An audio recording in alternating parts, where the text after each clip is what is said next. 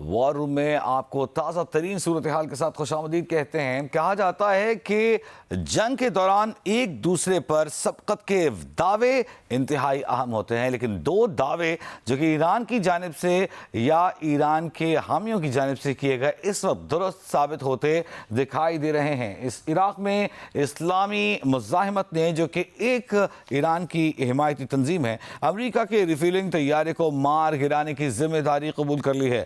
اسلامی مزاحمت کا کہنا ہے کہ ملکی فضائی حدود کی خلاف ورزی کرنے پر عراق میں اسلامی مزاحمت کے جنگجوؤں نے مناسب ہتھیار کا استعمال کرتے ہوئے مغربی عراق کے آسمان پر قابضین کا ایک ری فیولنگ طیارہ KC-135 مار گرایا ہے۔ اس سے قبل ایرانی خاتم الانبیاء سینٹرل کمان ہیڈ کوارٹر نے دعویٰ کیا تھا کہ عراق کی مزاحمتی فورسز نے امریکہ کے ریفیلنگ طیارے کو مار گرایا ہے اور اس میں موجود تمام 6 اہلکاروں کو ہلاک کر دیا ہے۔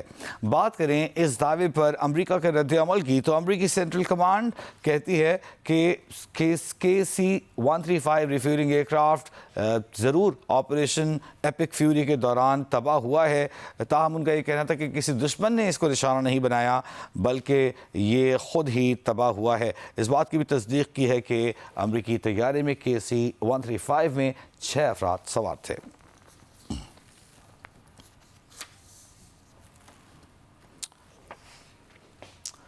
اور ایک اور بڑی خبر آ رہی ہے، لیکن اس کی تصدیق ہونی ابھی باقی ہے۔ یہ دعویٰ کیا جا رہا ہے پاسداران انقلاب ایران کی جانب سے کہ بہت بڑے کیریئر کو نقصان پہنچایا گیا ہے اور اس کا نام ہے ابراہم لنکن۔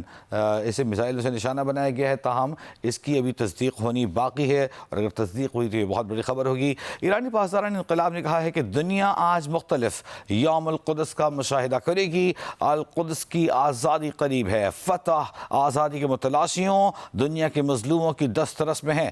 پاسداران انقلاب گارڈز کا کہنا ہے کہ آپریشن وعدہ صادق چہارم کی 44ویں لہر آج صبح ابو مہدی المہندس، حسن نصر اللہ، ہاشم صفی الدین، اسماعیل حنیہ، یحییٰ سنور سمیت القدس کے شہداء کی یاد میں داغی گئیں۔ امریکی بحریہ کا 5واں بحری بیڑا اور دیگر امریکی اڈے رمضان کے بابرکت مہینے کی 23ویں صبح کے وقت نشانہ بنائے گئے۔ مسلسل جامع آپریشن سے میزائلز، ڈرونز کے ساتھ ساتھ اسرائیلی اہداف کو نشانہ بنا رہے ہیں۔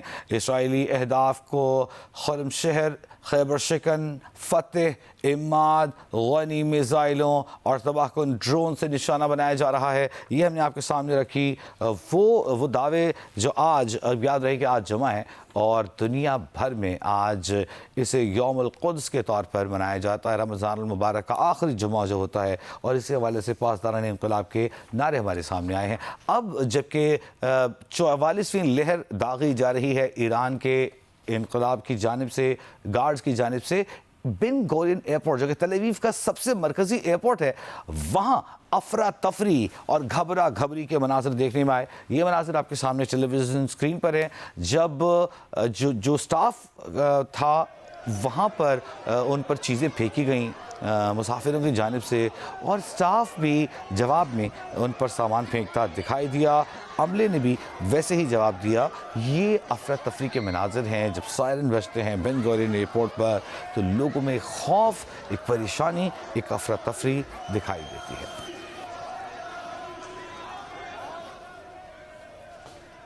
عراق سے ہم نے آپ کو اسلامی مزاحمت کے جانب سے کیے جانے والے حملوں کی خبر دی۔ ادھر لبنان میں ایران کی حامی حزب اللہ نے بھی اسرائیل پر حملوں کی نئی ویڈیو جاری کر دی ہے۔ بیسیکلی ایک پروموشنل ویڈیو ہے۔ اس پروموشنل ویڈیو میں دیکھا گیا ہے کہ رمضان کی تاخرات ہے، جیسے 23ویں رات ہے، اور حزب اللہ کے جنگجو عبادات میں مصروف ہیں، سر پر قرآن اور ہاتھ میں تسبیح تھامے ہوئے ہیں۔ عبادات کرنے کے ساتھ ہی اسرائیل پر میزائل اور ڈرون داغ رہے ہیں۔ ویڈیو کے بیک گراؤنڈ میں ایران کے شہید سپریم لیڈر آیت اللہ سید علی خامنئی کی آواز میں سورہ قدر کی تلاوت سنی جا سکتی ہے۔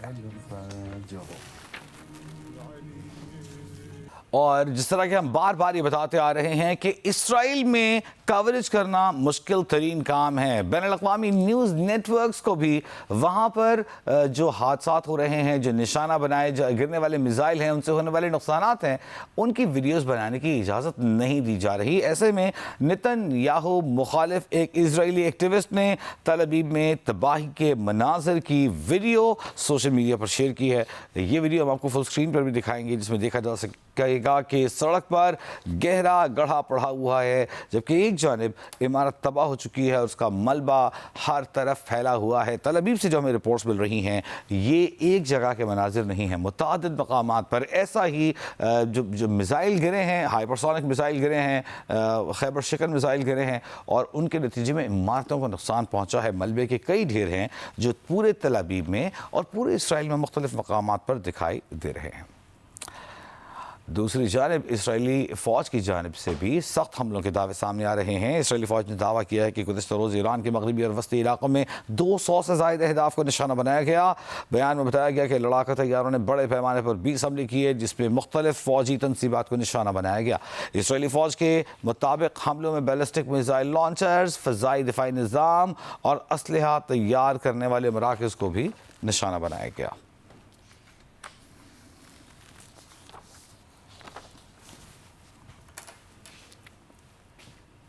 اور آپ جانتے ہی ہیں کہ جس دن سے یہ جنگ شروع ہوئی ہے، پاکستان ایک کلیدی حیثیت اختیار کر گیا ہے، کیونکہ ایران جن اسلامی ممالک پر بھروسہ کر رہا ہے وہ ایک ہی نام ہے، اور وہ ہے پاکستان۔ سعودی عرب بہت زیادہ قریبی تعلقات اور اپنے ڈیفنس پیکٹ کی وجہ سے جس ملک کی طرف نگاہیں جمائے ہوئے ہے وہ ہے پاکستان۔ گزشتہ روز ایک اہم ملاقات ہوئی۔ وزیر اعظم پاکستان سعودی ولی عہد شہزادہ محمد بن سلمان کی دعوت پر مختصر ہنگامی ملاقات کے لیے جدہ پہنچے۔ یہ مناظر آپ کے سامنے ہیں، جس میں وزیر اعظم پاکستان نے خطے کی جو حالیہ پیش رفت ہے اس پر پرنس محمد بن سلمان سے ملاقات کی، امن استحکام کے فروغ کے لیے مشترکہ کوششیں جاری رکھنے کا پیغام بھی دیا۔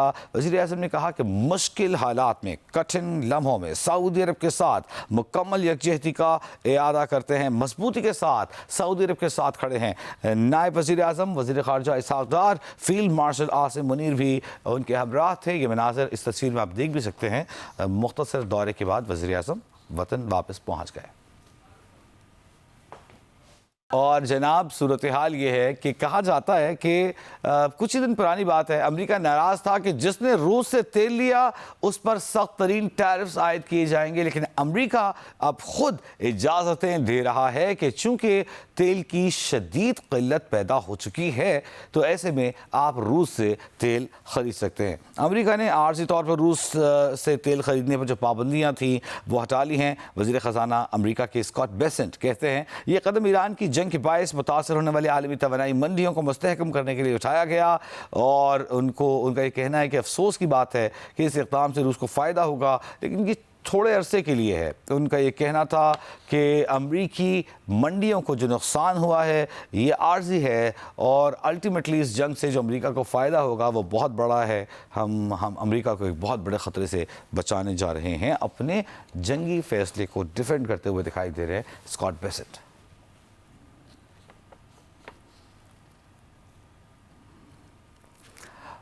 مشرق وسطی میں جنگ سے روسی خام تیل کی سپلائی ایک ہفتے میں 16 لاکھ بیرل بڑھ گئی ہے۔ بھارت امریکی چھوٹ کا فائدہ اٹھاتے ہوئے روسی تیل ریفائن کر کے مشرق ایشیا اور افریقہ کو بیچ رہا ہے۔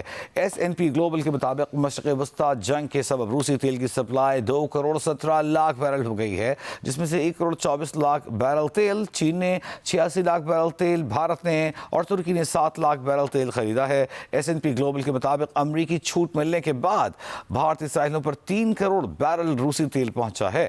خریداری میں اضافے کی وجہ سے روسی تیل پر ملنے والی رعایت بین الاقوامی قیمتوں کے مقابلے میں کم ہو گئی ہے، اور S&P گلوبل انرجی کے ذیلی ادارے پلیٹس کے مطابق 11 مارچ کو بھارت پہنچنے والے جو تیل پر رعایت $9.30 رہی، جو 27 فروری کو $12.5 فی بیرل تھی۔ بھارت نے اس موقع پر پیسے کمانے شروع کیے ہیں، اور وہ ایسے پیسے کما رہا ہے کہ تیل ریفائن کر کے مشرقی ایشیا اور افریقی ممالک کو بیچ رہا ہے، بھیج رہا ہے۔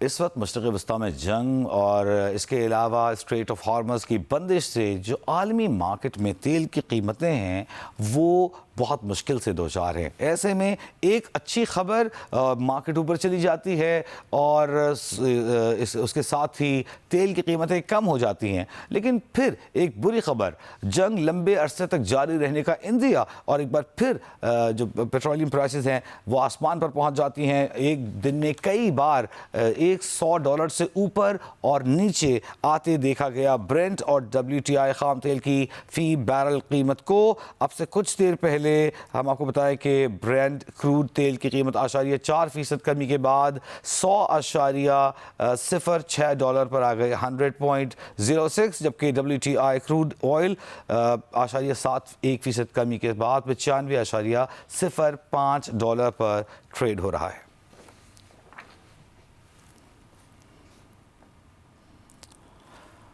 مشرق وسطیٰ میں جاری جنگی کشیدگی کے باعث اکثر جنگی طاقتور توجہ رہتی ہے، لیکن حقیقت یہ ہے کہ تیل کی عالمی تجارت اور فوری طور پر سمندری انشورنس کے فیصلوں سے اس پر اثر پڑتا ہے. ہم آپ کو یوں سمجھائیں کہ ایک علاقہ ہے جس میں ایک آئل ویسل ہے، وہاں سے تیل لے کر اس نے جانا ہے. اگر وہاں حالات خراب ہیں، جنگی صورتحال ہے، تو کوئی کمپنی اس جہاز کی انشورنس لینے پر تیار نہیں ہوتی. انشورنس ریٹس آسمان کی جانب بڑھ جاتے ہیں. اس سارے معاملے کو اس رپورٹ میں سمجھتے ہیں.